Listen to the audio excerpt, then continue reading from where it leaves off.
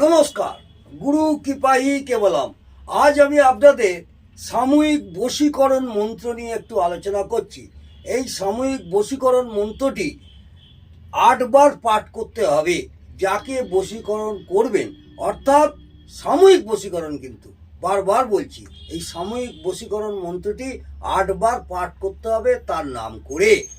মন্ত্রটি হলো ওম ওম ওম কয়াকা মুকাম ওম কাম কামিনী কয়াকা ময় দীর্ঘই দন্ত নয় কামিনী।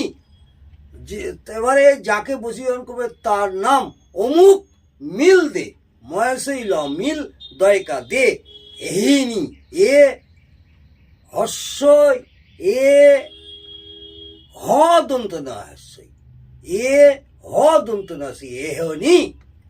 তাহলে বোঝা গেল ওম কাম কামিনী অমুক মিল দে এহনি। ওম ওম ওম ওম কয়াকা মোকাম কামিনী কয়াকা ময় দীর্ঘই দন্ত নাসি কামিনী অমুক মিল দে ময়সই ল মিল দয়কা দে মিল দে এহনি এ হ দন্ত নাসি এহনি।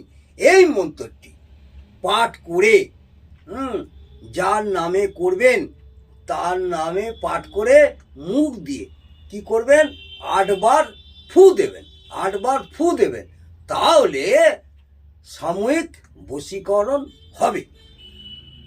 আপনারা করে দেখুন, যদি ফল পান অবশ্যই আমাকে কমেন্টে জানাবেন। নমস্কার, জয় মাতা।